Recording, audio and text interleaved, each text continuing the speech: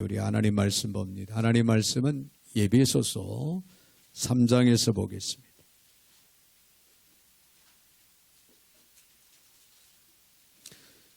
에베소서 3장 14절부터 19절까지 제가 받들어 봉독에 올립니다.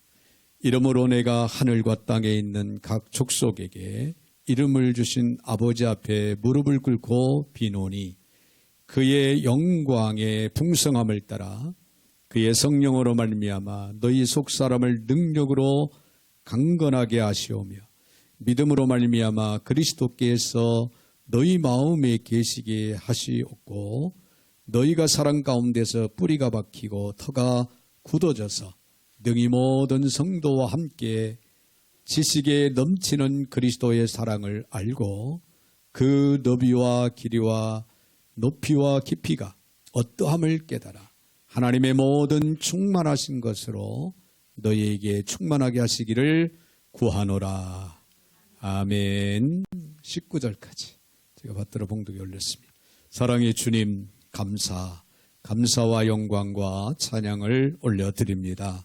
오늘도 저희들 사랑 가운데 불러주셨사오니 말씀으로 세워주시되 성령으로 충만하게 하여 주옵소서.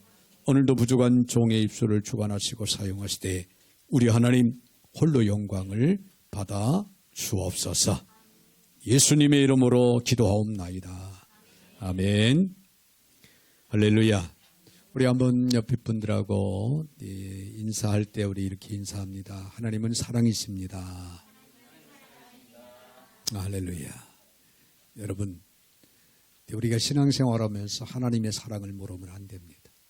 하나님의 사랑을 안다고 하는 것은 여러분 신앙생활을 바르게 하는 겁니다.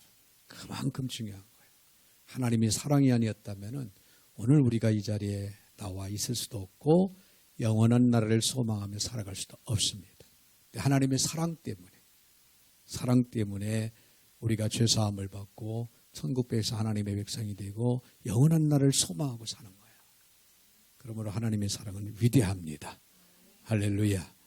오늘 말씀을 통해서 풍성하고도 충만한 삶의 길 그런 말씀으로 우리가 같이 생각하며 내나누기를 원합니다. 영국의 모리스라고 하는 괴팍한 부자가 살고 있었는데요. 어린 시절 이비는 미아가 돼서 거린 생활을 그렇게 이어갔습니다. 근데 청년이 된 어느 날 갑자기 그는 부자의 아들인 것을 이제 발견을 합니다. 그래서 부모로부터 주어진 거대한 상속을 받게 되죠. 그래서 하루아침에 갑부가 되는 거예요. 거린이었던 그가. 자, 그런데 그는 부자가 되고도 거린의 삶을 계속했다는 거예요. 매일 아침 거린의 옷차림을 하고 구걸 행각을 하고 또 때로는 면도날, 비누 그리고 샴푸를 거리에서 팔기도 했습니다. 자, 그런데 한 달에 꼭 한 번은 근사한 옷차림을 하고 리무진을 타고 런던 최고급 레스토랑에 가서 식사를 하곤 했다고 합니다. 그리고 1년에 한 번은 파리를 위시해서 유럽의 여러 도시로 자가용 비행기를 몰고 최고급 럭셔리의 한 그런 여행을 떠나곤 했다고 합니다. 그러나 여행에서 돌아오면 여지없이 그 다음 날은 거지 옷을 입고 구걸 행각을 또 하고 있는 그런 삶을 살았다고 합니다. 여러분, 이런 모습이 오늘날 우리 그리스도인의 모습은 아닌가? 우리 한번 이 시간 돌아볼 수 있는 그런 저나 여러분이 되셔야 될 줄 압니다. 근데 우리는 예수를 믿는 순간에 왕 중에 왕의 자녀가 되었습니다. 할렐루야. 하루아침에 우리는 영의 사람으로 그리고 하나님의 백성 자녀로 그래서 하나님을 아빠 아버지라고 부를 수 있는 그런 영광의 그런 자녀가 됐다 그런 얘기예요. 그런데 우리는 일주일에 한 번씩 교회에 나와서 예배를 드리는 순간만은 우리가 하나님의 자녀인 것을 느낍니다. 내가 하나님의 백성인 것을 그렇게 깨닫습니다. 또 1년에 한두 번 어떤 교회에서의 집회, 특별 집회에 참여할 때는 은혜를 받아요. 은혜를 받고 정말 왕 중에 왕의 자녀된 것을 돌이켜 감격하고 감사도 합니다. 자, 그러나 예배가 끝나고 집회를 마치고 일상의 삶으로 돌아와서는 우리는 다시 옛사람으로 돌아가서 여전히 거린과 같은 세상 사람과 같은 그런 거짓골을 하고 우리는 살아갈 때가 너무나도 많이 있다는 거예요. 황금과 명예를 찾아서 구걸 행각에 나서는 그런 나의 모습이 있지는 않는가요? 네, 여러분, 우리는 이 시간 우리 자신들을 돌아봐야 됩니다. 오늘 본문의 말씀을 보면요, 바울이요, 왕의 자녀들이 그렇게 살 수는 없다, 그렇게 살아서는 안 된다, 그런 심정을 가지고 에베소 교인들을 향해서 편지를 씁니다. 그런 내용이 오늘 본문에 기록이 되는데요, 이 에베소를 가득히 채우는 중요한 단어 둘이 나옵니다. 오늘 본문의 말씀을 보면은 하나는 풍성이라는 단어가 나와요. 풍성하고도. 그 다음에 또 하나는 충만이라는 단어가 나옵니다. 네, 충만하기를 원한다. 자, 여기서 풍성은 하나님의 능력, 하나님의 지혜, 하나님의 은혜와 진리의 풍성함을 의미합니다. 여러분도 하나님의 은혜와 능력이, 진리가 풍성하시기를 주의 이름으로 축원드립니다. 할렐루야. 자, 그런가 하면은 충만은요, 하나님께서 우리 마음 가운데 임재하시는 그 내재하시는 충만히 충만하기를 원하는 그런 뜻이 담겨져 있습니다. 즉, 풍성하고도 충만한 삶, 이것이 정상적인 그리스도인의 삶이라는 거예요.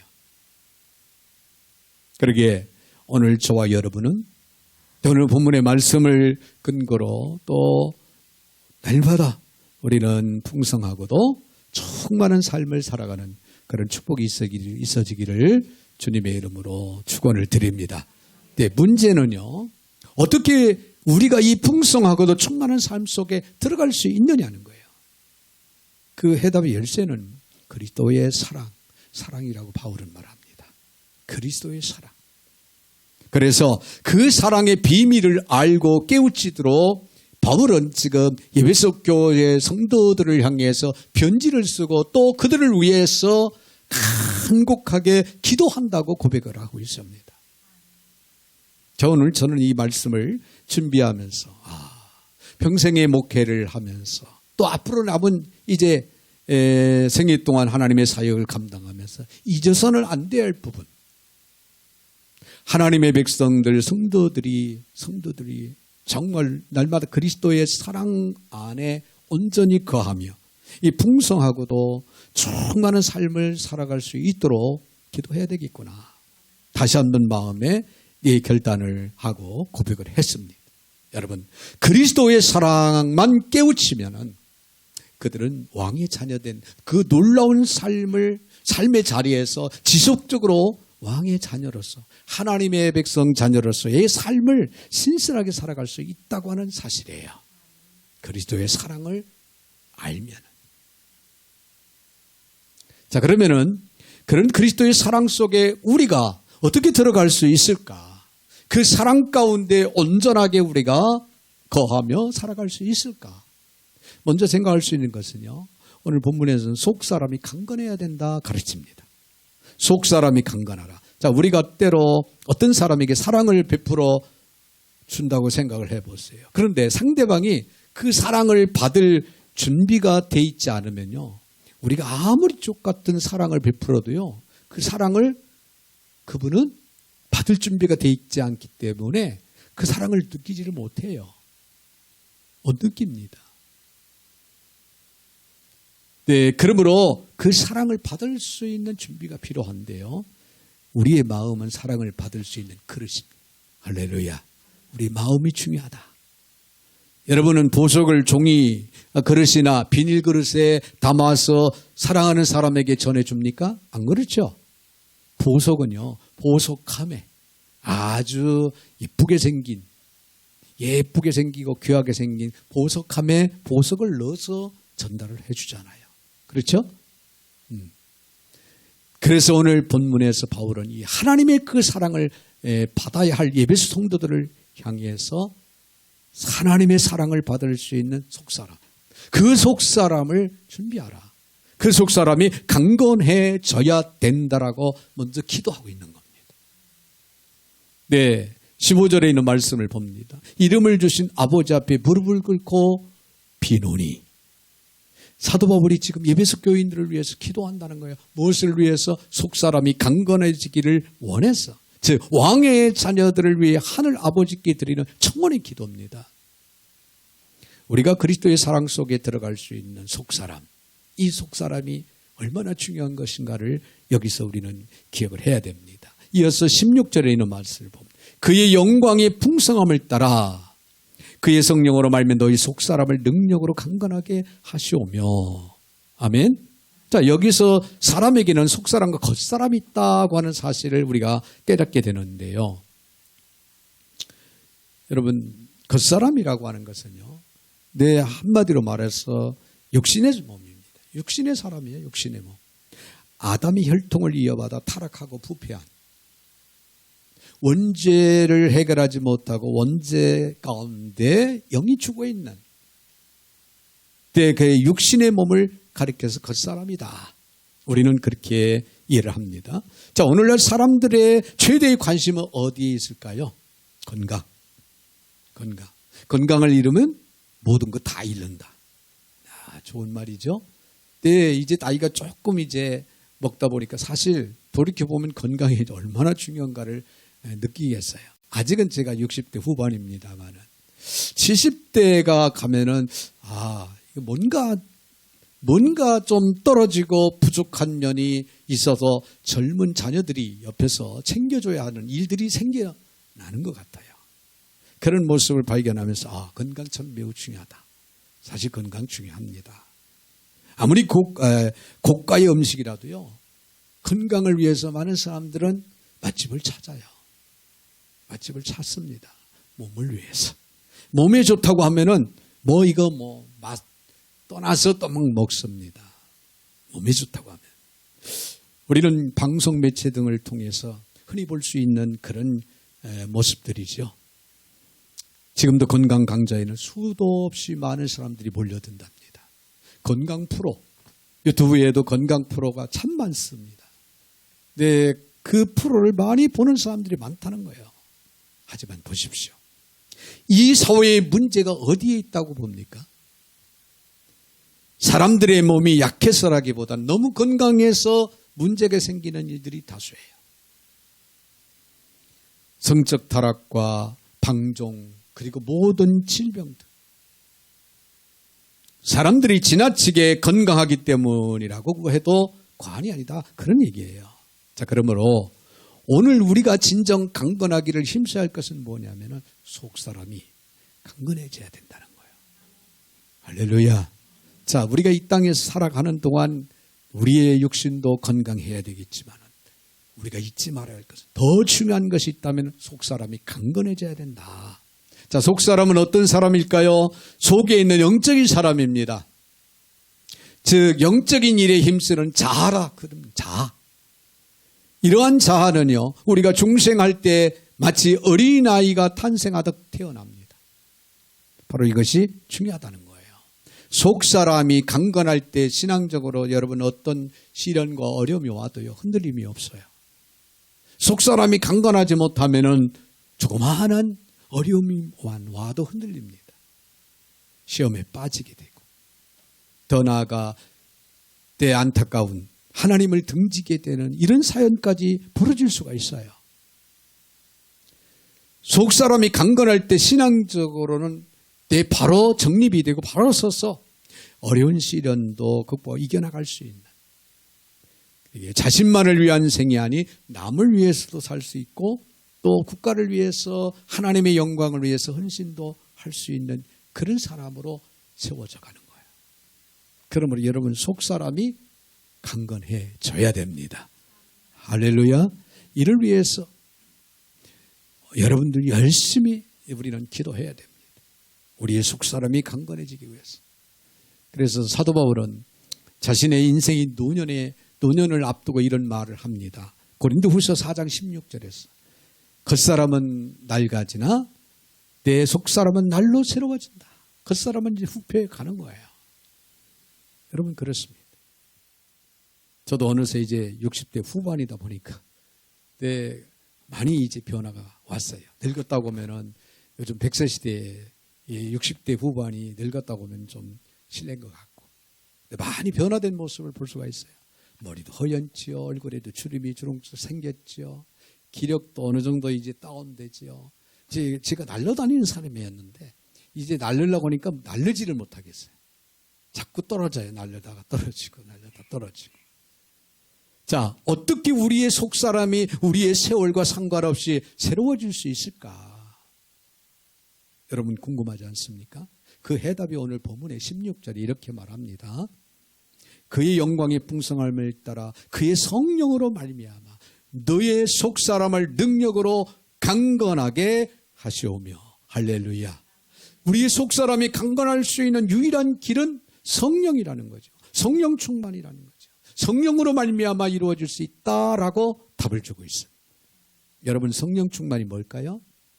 우리가 잘 아는 대로 성령 충만은 성령이 지배를 받는 거예요. 성령이 통치 가운데 우리가 살아가는 것이 성령 충만한 거예요.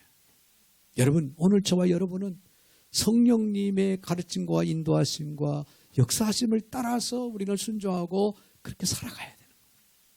내 생각 내 방법이 아닌 성령의 가르침과 성령의 뜻을 따라서 우리는 순종하고 살아가야 된다. 그래서 바울은 에베소 5장 16절에 세월을 아껴라. 그리고 18절에서는 뭐라고 합니까? 성령의 충만을 받아라. 성령의 충만을 받아라. 성령의 통치 아래 살아가라. 성령의 지배를 통해서 살아가는 삶을 살아라. 그런 얘기예요. 여러분 성령 충만하면 속사람이 새로워집니다. 죽음이 두려워하지 않고 죽음도 두려워하지 않고 인생의 세월이 더할수록 더 놀라운 감격과 감사의 삶으로 살아가게 된다는 사실이에요. 그래서 모세는요 120세 신명기 34장 7절에는 말씀을 보니까 모세가 120세가 됐는데 그의 눈이 흐리지 아니하였고 기력이 쇠하지 아니하였더라. 할렐루야. 그가 거룩한 영으로 기름 부으심을 받고 인도함을 받은 삶을 산 까닭이에요. 하나님의 영의 도우심으로 그가 살아갔다 하는 그런 이야기라는 거예요. 그러므로 성령을 여러분 사모하십시오. 이런 사람들이 사랑을 주고 받을 줄 아는 인생을 살아갈 수 있다고 하는 것을 잊지 마시기를 바랍니다. 네, 그런가 하면 더 나가세요. 그리스도의 사랑 속에 우리가 들어가려면 그리스도가 주인 되심을 인정해야 돼요. 자, 우리의 속사람의 그릇이 준비되었다면 이제 그리스도를 주인으로 삼는 삶을 우리는 체험하며 살아가야 된다. 그런 얘기예요. 오늘의 그리스도인들의 최대의 삶의 문제는요. 예수를 구주로는 믿지만 예수가 아직도 그들의 삶의 주인이 되어 있지 못하다고 하는 사실이에요. 네, 오늘 본문의 17절을 봅니다. 믿음으로 말미암아 그리스도께서 너희 마음에 계시게 하시었고 너희가 사랑 가운데서 뿌리가 박히고 터가 굳어져서 아멘. 자, 여기 계시다. 그리스도가 너희 마음속에 계시게 하시었고 계시다고 하는 단어는요. 그리스도가 단순히 우리 마음에 존재하신다고 하는 그런 의미가 아니라 우리 마음의 왕좌에 누가? 내가 아니고 그리스도가 거하는 삶을 말합니다. 원문으로 보면은 카토이케오라고 하는데 이 단어가 사용되고 있는데요. 이게 무슨 뜻이냐면은 주인으로 거한다. 그리스도가 우리 마음 가운데 우리 가운데 주인으로 거하신다. 거하시게 해야 된다라고 하는 그런 가르침. 여러분, 우리는 일상생활을 돌아볼 때 내 뜻대로 살죠? 내 방법대로 살죠? 내 생각대로 살아갑니다. 일반적으로 그렇지 않습니까? 그러나 우리 그리스도인들은, 영의 사람들은 내 뜻이 아니라 내 마음의 왕자에 앉아 계신 그리스도의 뜻대로, 할렐루야, 그리스도의 생각대로, 그리스도의 방법대로 그리스도를 위해서 살아갈 수 있는 그런 삶의 자세가 우리에게는 자리를 잡아야 된다는 거예요. 여러분, 예배를 드리고 우리 세상 밖으로 나가면은 내 방법을 떠올려요. 내 생각은 이런데 나를 위해서 살아가는 삶의 비중이 너무나도 커요. 내 생각과 다르면은 아닌 것으로 그렇게 단정을 짓습니다. 내 방법이 다 옳은 것으로 생각을 해요. 거기에는 내 지식을 앞세우고 내 경험을 앞세우면서. 그러나 여러분, 우리 예수 믿는 그리스도인들은 내 생각, 내 방법, 내 뜻이 아니라 내 마음의 왕자에 와 계신 그리스도의 생각대로, 그리스도의 뜻대로, 그리스도의 방법대로. 할렐루야. 여러분, 사실 우리 한소망교회가 이 태릉까지, 이 묵동까지 온다고 하는 건 사실 참 어려운 일이 아닐 수가 없었어요. 근데 아무리 이런 건물을 하나님이 주신다고 해도 선뜻 왜 그러냐면은 안양에 계신 성도들이 제 목회 사역의 마중물들입니다. 어려운 과정 속에서 성도들이 다 떠나고 내 장로님도 떠나고 권사님도 떠나고 안수 집사님도 떠나고 제 갈 길에 다 뿔뿔이 흩어진 상황 속에서 마중물로 남아서 5년을 기도로 버텼던 사람들 아닙니까? 자칫 안양에서 제가 여기로 온다고 하면 안양 식구마저도 또 헤어진다는 그런 답이 나와요.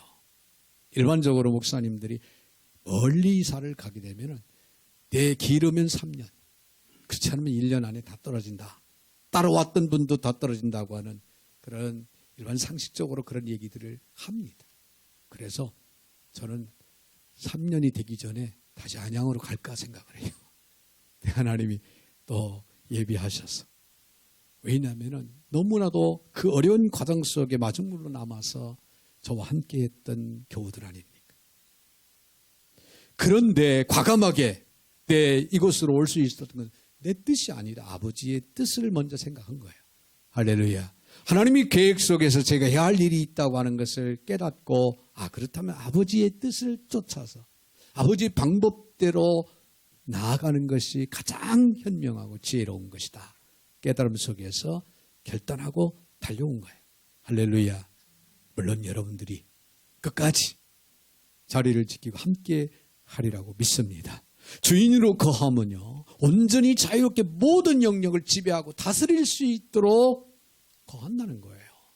그래서요, 로버트 몽어라고 하는 사람이 쓴 내 마음 그리스도의 집이라고 하는 그런 글이 있는데요. 잘 들어보세요.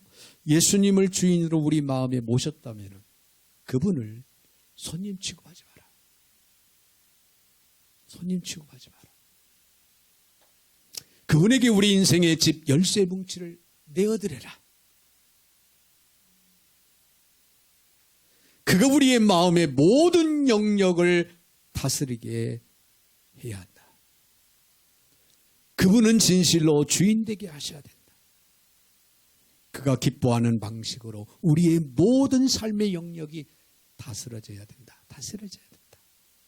그때 우리의 삶은 그분의 사랑 안에 깊이 뿌리를 내리고 믿음의 건물을 높이 세워가게 될 것이다. 그런 말을 했어요. 얼마나 아름답고 위대한 겁니까? 저와 여러분의 삶이 이런 삶이 되기를 바랍니다. 할렐루야. 그분을 99%가 아닌 100% 신뢰하십시오. 그분은 위대하십니다. 그분은 하나님이십니다. 그분은 우리의 생명의 주가 되신다고 하는 사실을 하루 한시도 잊지 마시기를 바랍니다. 내가 실패의 쓰라린 아픔 속에 있을 때도 그분은 나의 생명의 주가 되십니다. 우리의 힘으로 등으로 감당할 수 없는 현실의 무거운 담 앞에서도 그분은 나의 생명의 주가 된다고 하는 사실. 이 사실을 우리는 결코 잊지 마시기를 바랍니다. 끝까지 우리는 그분을 신뢰, 믿음으로 그분을 쫓아 행할 수 있는 그런 삶이 우리는 이루어져야 될 줄로 믿습니다. 바울은 이렇게 그리스도가 주인되어 우리를 다스릴 때 오늘 17절 하반절에 있는 말씀을 보니까 우리가 비로소 사랑 가운데 뿌리가 박히고 터가 굳어진다 그랬어요. 할렐루야. 여러분, 하늘이 무너지고 땅이 꺼지고 세상이 변한다 할지라도 하나님을 향한 우리의 신앙 흔들림이 없이 바로 정립된 가운데 바로 신앙생활할 수 있는 유일한 길이 된다. 그런 얘기예요. 네, 사랑 가운데 뿌리가 박히고 터가 굳어지면 끝나는 거예요. 어떤 태풍이 불어와도 우리는 흔들림이 우리의 신앙, 우리의 믿음을 지키게 될 줄로 믿습니다. 여러분, 나무는요, 뿌리가 깊을 때 열매를 맺을 수가 있어요. 건물은 터가 견고할 때 높은 빌딩을 세울 수 있고 그 빌딩이 존재할 수가 있는 거예요. 우리의 신앙생활이 열매가 없고 쉽게 흔들리는 이유는 아직도 주님의 사랑 안에 우리의 삶이 뿌리박지 못하고 털을 굳히지 못했다고 하는 그런 내 이유가 됩니다. 그러므로 여러분, 우리의 삶의 열매가 있기를 원한다면, 흔들림 없는 신앙의 삶이 이루어져서 바르게 신앙생활을 하기를 원한다면, 여러분, 우린 그리스도가 우리의 주인, 나의 주인이 될 수 있도록 해야 된다는 거예요. 그만큼 성도가 그 신앙에 뿌리를 두어야 할 곳이 사랑이라고 하는 토양이다, 그런 얘기예요. 사랑, 그리스도의 사랑. 물론 성도의 신앙생활, 특히 영적인 성장을 위해서는 열심을 가져야죠. 열심히 또 기도해야죠. 열심히 하나님의 말씀도 읽어야죠. 내 영적인 지식도 있어야죠. 헌신하고 봉사도 해야죠. 모두가 다 필요한, 모두가 다 중요한 사연들입니다. 하지만 여러분, 어린 아기가 성장하기 위해서 칼슘도 필요하고 지방도 필요하고 비타민, 단백질도 필요하고 탄수화물도 필요합니다. 그렇다고 해서 어린 아기가 이런 것들 다 섭취합니까? 못하죠. 그렇죠? 못하고 안 합니다. 따로 먹을 수가 없다는 거죠. 아이는 그저 엄마의 젖에서 나오는 모유만을 먹습니다. 할렐루야. 그것만으로도 충분하다는 거예요. 그것만으로도 충분합니다. 엄마의 젖만 먹고도 뼈가 자라요. 이도 참 큽니다. 그리고 피부도 포동포동하게 살이 오르게 됩니다. 엄마의 젖만 먹고도. 여러분, 우리가 사랑을 듬뿍 받고 사랑에 의해 동기를 부여받으면 어떻게 될까요? 무슨 일이든 그처럼 쉬운 일이 없습니다. 그처럼 신나는 일이 없고 그처럼 행복한 일이 없는 거예요. 행복한 일이 없는 거예요. 네, 제가 이곳에 왔어요. 지금 6개월이 넘었습니다. 네, 6개월 넘도록 이제 정말 거의 요즘에야 좀 한가 합니다만 거의 하루도 빠짐없이 공사를 했다고 해도 과언이 아닌데요. 근데 가까운 동료 목사님들이 와서 저는 이거 거저 가져라고 해도 못합니다. 네, 목사님이니까 하시네요. 이런 칭찬을 하시더라고요. 사실 여러분, 하루아침에 건물, 5층 건물을 하나님이 딱 갖다 안겨주셨는데 여러분, 얼마나 놀라운 기적, 놀라운 은혜, 하나님의 엄청난 사랑. 근데 그동안에 우리가 1,000번째 5년 동안 2번 드리면서 하나님이 응답하셨다고 생각하니까 정말 이건 감당할 수 없는 하나님의 은혜예요. 할렐루야. 그러니 여러분, 제가 흔히 그렇게 고백을 했어요. 내 무릎이 바스러진다 할지라도. 아작난다고 그러잖아요. 이 5층 건물 하루에도 막 30번, 40번 오르락 내리락 처음에 공사할 때는 막 그렇게 했어요. 막 날려다녔어요. 사실 그때는. 그런데 제가 뭐라고 그랬냐면은 내 무릎이 아작난다 할지라도 하나님이 맡겨진 이 사역을 감당함에 있어서 나는 주저함이 없다. 너무 행복한 거죠. 힘든데 일을 하면서도 너무 기쁘고 즐거운 거. 왜? 하나님의 사랑을 깨달으니까. 그런데 사실 6개월이 지나니까 무릎에 신호가 왔어요. 내 아작나도 좋다는 사람이 하루아침에 무릎에 통증이 오기 시작하니까 보호대를 하기 시작했고 무릎에 좋다는 걸 찾아서 먹으려고 그러고 저도 그러고 있더라고요. 근데 다행히도 하나님의 은혜 안에서 이제 조금 회복이 많이 됐습니다. 많이 돼서 요즘에는 또 많이 좋아져서 보호대를 하지도 않고 그러고 살아갑니다. 아무튼 신나는 일, 하나님의 사랑의 동기가 부여될 때 여러분 신앙생활은 재밌는 거예요. 그래서 하나님의 사랑을 깨닫는 자가 복이 있는 거예요. 할렐루야. 그러므로 여러분 교회 안에서도 누가 봉사를 많이 할까요? 누가 봉사를 많이 해요? 누가 기도 많이 할까요? 네, 누가 열심을 낼까요? 누가 과감하게 희생할까요? 하나님의 사랑을 체험한 사람, 하나님의 사랑을 느끼는 사람, 하나님의 사랑을 깨달은 사람이에요. 또 현재 받고 있음을 뼈저리게 느끼고 있는 그런 사람들이 봉사하고 헌신하고 기도하고 전도 하라고 하지 않아도 열심히 하는 거예요. 그 사랑을 느끼지 못하고 그 사랑을 깨닫지 못한다면은 우리는 힘을 잃어버리고 즐겁지도 않아요. 신앙생활 자체가 부담스럽게 느껴집니다. 그러므로 우리의 삶 가운데 그리스도의 사랑을 깨닫는다는 것은 놀라운 은혜와 축복이 아닐 수가 없다는 거예요. 깨닫는. 그러고 더없이 우리는 그리스도를 주인으로 모셔드려야 됩니다. 내가 물러나야 됩니다. 나를 비워야 됩니다. 나는 뒷전으로 물러서야 돼요.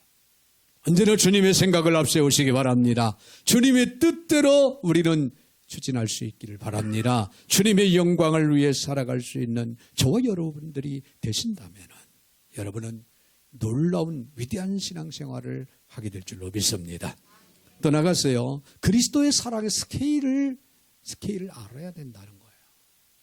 여러분 그리스도의 사랑의 스케일, 우리의 삶이 진실로 주님의 사랑 안에서 세워져 가려면은 그분의 변함없고 진실하신 그 사랑을 우리가 온전하게 깨달아야 가능하다는 얘기예요. 그래서 바울은 오늘 19절에서 이렇게 말합니다. 본문 19절에 그 너비와 길이와 높이와 깊이가 어떠함을 깨달아라. 할렐루야. 자, 우리는 종종 젊은 청년들이 사랑에 빠지면은 인생의 모든 것이 송두리째 다 변하는 모습을 봐요. 네, 그렇죠. 자녀가요. 사랑에 빠져버리면은 부모도 뒷전이에요. 사랑하는 상대만 그저 최고예요. 네가 만나는 그 남자 좀 이런 면은 좀 부족한 것 같더라. 이런 면은 좀 아쉽더라. 하면 네 엄마, 아빠, 뭐 그래? 딸들은 흔히 그렇게 하죠. 내가 만나는 남자친구, 그 훌륭한 사람이 어딨냐? 똑똑한 사람이 어딨고 멋있는 사람이 어딨냐? 이렇게 얘기해. 내가 만나는 또 내 자매님을 또 이야기하면 아들이 하는 얘기가 우리 아들이 그래요. 지금도 결혼이 이제 5년 차인데 세상에서 우리 아내같이 정말 우리 아내같이 지혜로운 사람이 어딨냐? 우리 아내같이 예쁜 사람이 어딨냐? 그 소리 들으면 막 제가 닭살이 돋아요. 저도 그렇게 하며 살아왔으면서도 또 그렇더라고요. 자, 인간의 사랑도 그런 능력이 있다면은 사랑 때문에 변화된 그런 모습, 그런 능력이 있다면 인간이 경험할 수 있는 최대의 사랑인 그리스도의 십자가의 사랑. 할렐루야. 이 사랑을 깨닫고 이 사랑을 체험하고 이 사랑을 느끼고 살아가는 사람 얼마나 엄청난 변화의 역사가 오지 않겠습니까? 생각해 보십시다. 그리스도의 사랑의 너비를, 하나님이 세상을 이처럼 사랑하세요. 그 사랑은 세상 전체를 끌어안을 수 있는 아주 넓은 사랑입니다. 그의 사랑의 길이를 생각해 봅시다. 성경은 그의 사랑이 영원까지 이어갈 수 있다라고 하는 사랑으로 표현합니다. 그 사랑은 결코 멈출 수 없는 사랑, 변할 수 없는 사랑, 처음과 끝이 끊임없이 변함이 없이 알파와 오메가의 사랑. 할렐루야. 그의 사랑의 길이를, 그 사랑 무정갱의 깊이를 보면요, 무정갱의 시면에 던져질 만큼 타락한 죄인을 위해서 음부의 깊은 곳까지 자비의 손을 뻗어서 우리를 끌어올리셨어요. 죽었던 우리의 영혼을 주님의 십자가의 사랑으로 우리를 건져내서 내 생명을 얻게 하셨어요. 죽었던 우리의 영혼을 생명의 길로 인도하셨다, 그 말이에요. 그의 사랑의 높이를 봅시다. 지옥에 던져 마땅한 죄인을 위해 수렁에서 끌어올려서 저 높은 하늘 보호자 우편에 앉을 수 있는 그런 놀라운 축복을 우리에게 허락하지 않았습니까? 여러분, 이 사랑을 깨닫습니까? 이 사랑을 믿습니까? 여러분, 이 사랑을 믿는다면 우리는 소망 가운데 살아가요. 영원한 천국에 대한 소망. 스위스의 한 자그마한 마을에 마을버스가 있었습니다. 그때 그 버스 운전자는 늘 즐거운 마음으로 그 버스를 운행을 했다고 합니다. 자, 그러던 어느 날 승객을 가득 싣고 산길을 꼬불꼬불 이제 돌아서 올라갑니다. 이제 정상까지 올라가서 이제 내리막길로 마을을 향해서 가는데, 내리막길을 가는데 승객들은 이야기꽃을 피우며 연신 떠들어대고 있는데 갑작스럽게 브레이크가 말을 듣지 않습니다. 큰일 났습니다. 그때 그래도 운전사는 이 마을버스를 오랫동안 운전을 하고 그 길을 너무나도 잘 알기 때문에 그의 실력을 총동원해서 그 내리막길을 꼬불길을 지혜롭게 잘 돌아서 이제 직선 코스에 딱 서게 됩니다. 자, 이 직선 코스를 쫙 가서 마을을 지나서 언덕이 나오는데, 언덕에 올라가다 보면 이제 브레이크가 안 들어도 차는 자동적으로 쓸 수가 있다. 이렇게 생각을 합니다.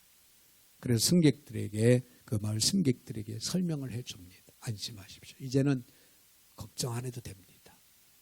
그런데요, 그 마을 입구에 이제 딱 어귀로 진입을 하는데 동네 아이들이 그 도로 한복판에서 놀고 있는 거예요. 그래서 이 운전자는 클락션을 울립니다. 아이들이 자리를 피하죠. 하나, 둘, 그 자리를 이제 피해서 도망가는데 한 아이만큼은 머뭇거리면서 자리를 피하지를 못하고 당황한 가운데 서 있는 거예요.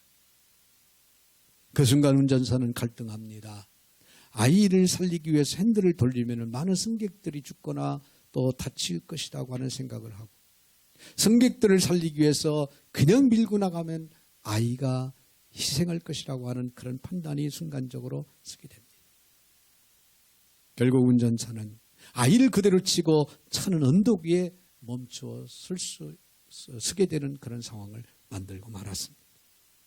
자, 버스가 멈추자 운전자는 내 차에서 내려서 아이를 향해서 달려가 아이를 안고 내 길 옆 오솔길을 걸으며 하염없이 눈물만 흘리고 있었습니다. 승객들이 하나둘 운전사 주변으로 모여들었습니다. 그리고 그들을 한마디씩 운전사를 향해 조롱합니다. 내 운전을 그따위로 하느냐, 그런 식으로 하느냐, 정비도 제대로 하지 않고 차를 몰고 다니는 이런 지경이 이르게 되는 거 아니냐, 그러면서 살인자라 가진 욕설을 다 퍼붓습니다. 그런데 나중에 다가온 한 청년이 이 광경을 바라보고 사람들에게 소리칩니다. 여러분 이제 그만 좀 하세요. 운전사를 더 이상 괴롭히지 마세요. 그 아이는 바로 저 운전사의 아들입니다. 운전사는요, 자기 아들이 길 가운데 서 있는 것을 보고도 승객들의 생명을 살리기 위해서 결국에는 아들을 희생시킨 거예요. 로마서 5장 8절에 우리가 아직 죄인 되었을 때 그리스도께서 우리를 위하여 죽으심으로 하나님께서 우리에게 대한 자기의 사랑을 확증하셨느니라. 할렐루야. 하나밖에 없는 독생성자 예수 그리스도를 이 땅에 우리의 죄를 위해서 내어주시 희생시킴으로 하나님이 우리를 얼마나 사랑하셨는가를 확증해 보여주셨다는 거예요. 이 사실이 믿어지시면 아멘 하시기 바랍니다. 그리스도의 사랑, 하나님의 사랑, 그 사랑은 그렇게 위대한 거예요. 그래서 아빌라이 테라스는 이처럼 이런 고백을 했다고 합니다. 주님, 이제 아무것도 더 원함이 없습니다. 당신으로 족합니다. 저는 이제 충분하고 충만합니다. 이런 고백을 했다고 합니다. 하나님의 사랑의 임재를 깨닫고.